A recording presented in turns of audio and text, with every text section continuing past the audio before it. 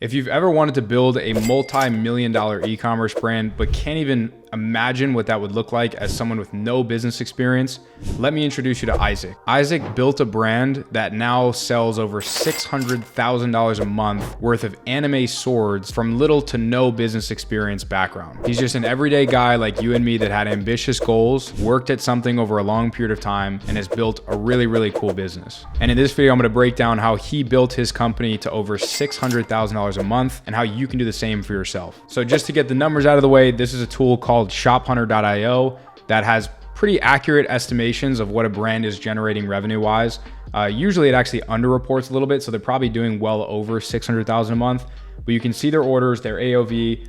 You can even see some of the top products that it is that they sold over the last 30 days. So you can see that, a good chunk came from just a couple of products that are inspired by like specific anime. And this territory is completely new to me. I've never really been a huge fan or in touch with this kind of niche, but I know it's a very, very passionate niche. And while he understood the market, you don't necessarily have to even understand the market that you're selling to. You just have to be willing to learn what it is that they're interested in and how to best convert them as a customer. Now, numbers aside, let's talk about the four main pillars that any successful e-commerce brand needs in order to grow profitably. So the first is their product and their offer. They need to understand their market. They need to have a very good product that either solves a problem, makes somebody's life better, or just brings joy to their life. And in this case, he chose Katana swords. So as you can see, these are the keychains. They're more like of the accessory style.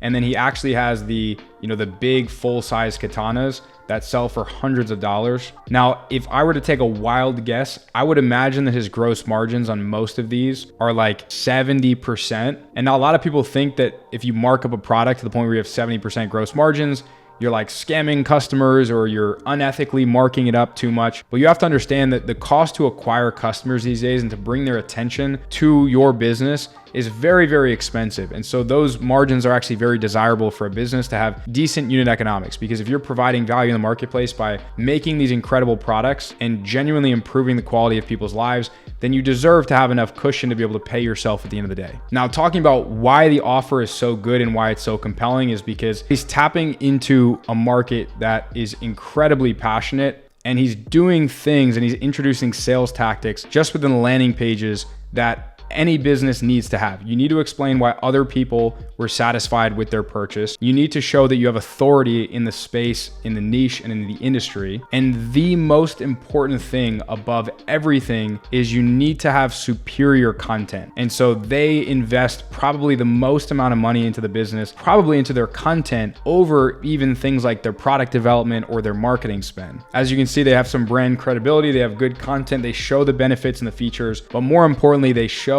why other people have trusted them in the past, right? Because based on this group association theory, humans tend to gravitate towards the stuff that they see other people interested in or having a good experience with. So when they see the community and the engagement that they've built up, naturally customers are going to be more likely to want to go ahead with a purchase and feel more confident in making a purchase decision. Now, the second pillar that any brand needs is very good content. And they've done an absolutely magnificent job of acquiring very, very high quality content from the start by strategically partnering with content creators and paying in-house, creative directors to come up and conceptualize these really good designs who understand the market and understand what's going to get them to convert as a customer. So as you can see, they've built up a 4 million subscriber YouTube channel, which is absolutely insane. And as you can see, they only started this channel May 12th of 2021. That's like just a little over 2 years ago. Now, another cool thing about what they're doing with their YouTube channel is that they're repurposing the short form content that they're putting out on every other sales channel, right? So they have TikTok, they have Instagram, they have YouTube,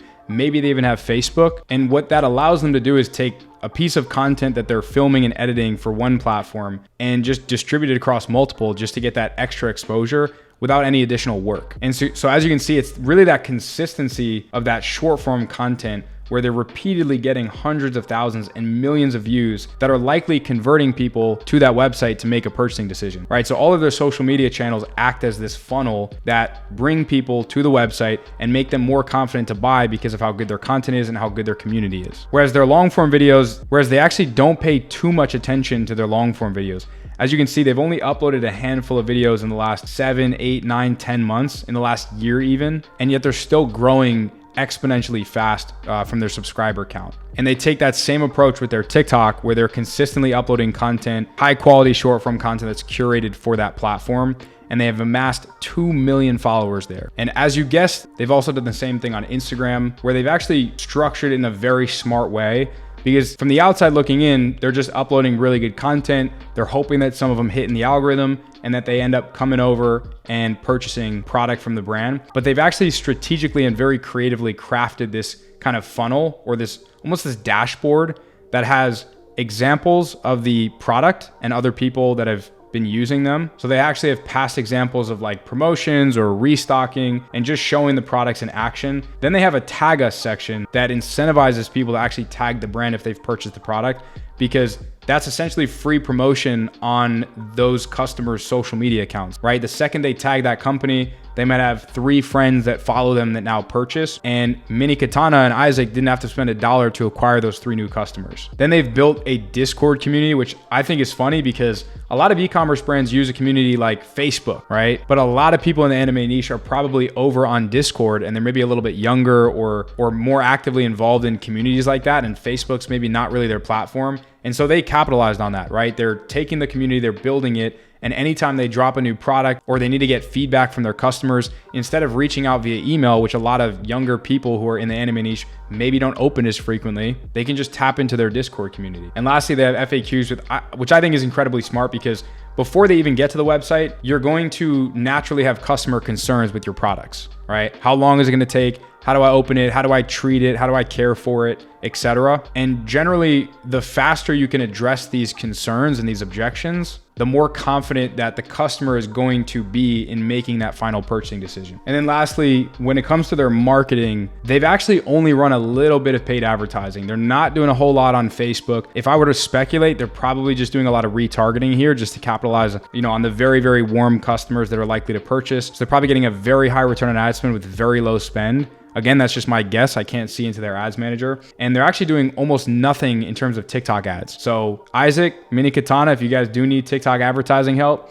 let me know, because we could probably take that 600,000 and add a 0 to it. But as you can see, they're using very, very high quality content. It's actually a very good brand to just reverse engineer what works within their creatives, because you can see that there's oftentimes a very clear hook, a very clear angle where they're speaking to a specific customer, and then a very unique and creative call to action that gets people encouraged to either interact with the brand or to learn a little bit more, to click through the website and make that purchasing decision.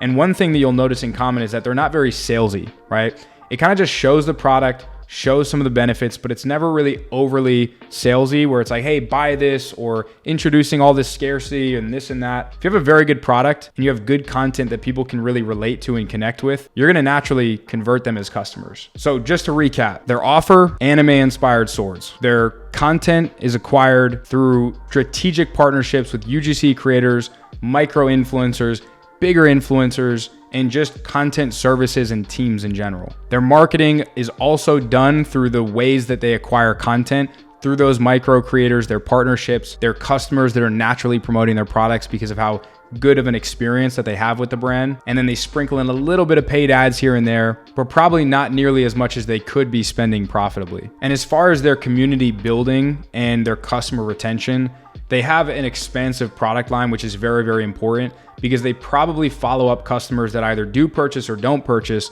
with very strategic email marketing flows. And that allows customers to come back and actually have something that they're interested in buying that's not too similar to what they already bought. So if a customer bought a $250 sword, it's probably not as likely they're going to want to come back and buy a $250 sword. But will they come back and buy a $20 keychain or a $20 hat or a $30 shirt? Absolutely, because they want to continue buying from a brand that they've had a very, very good initial experience with. And just to put into perspective, the opportunity that the brand still has, and any other brand selling in the anime niche has, is that the anime niche is around $22 billion in kind of market size in terms of what people spend money on in that industry. So when you take into account 600 grand a month, let's say $7-8 million a year, that's like 0.035% of the total addressable market. So they've really barely scratched the surface in terms of what they can actually make or what any other company that wanted to come in and compete with them could make. So it really opens up your mind to like what's possible. Like, yeah, they might be doing 30K days, but there are companies in this same niche that are doing 300K days that you've never even heard of. And so don't be afraid to get into an industry that you think might be competitive or to sell a product that you're generally curious or interested in selling. You never know if that in 3-4 years of just sticking it out, being patient and being consistent, you can build a multi-million-dollar empire. So I hope that little brand analysis was helpful in giving you some tips and advice on how you can do this exact same thing for your own e-commerce business. There's a lot of very good nuggets that you can learn from companies that have just walked that path before you. And so you don't have to overcomplicate it. Just kind of figure out what they did getting started and replicate that, right? You can literally get a Shopify trial going for $1. You can start making content yourself or partner with a friend that's good with a camera and just start pumping out content. You know, talk to those manufacturers, get those product designs going for that product that you've been thinking of, and just start trying to sell it, because you probably have a product in mind or a brand that you've been wanting to build and you just don't know what to do. But once you actually get started and you take that first leap, you just kind of have to build along the way. And you might not know a lot right now, but you're going to learn at an exponential rate if you learn as you go, instead of waiting and trying to learn everything first and then waiting for the perfect opportunity to jump into the market and to start building a brand. Because by the time you do wait for that perfect opportunity, it's already come and gone. So again, I hope that helped. If you want to see more videos like this, definitely let me know in the comments below so I can look into some other brands that you guys can take inspiration from and that you can even maybe go and compete with, or just build your own brand based on some of the same principles that have laid the foundation for some of these founders and their successes. Quick side note, if you own an e-commerce brand and you are looking to dial in your content acquisition systems so that you can apply them for more effective paid advertising and organic marketing, go ahead and DM me the word creator on Instagram and I'll send you over some more information on how me and my team can help you with your content acquisition efforts and your brand growth. Thanks for watching, and I'll see you guys in the next video.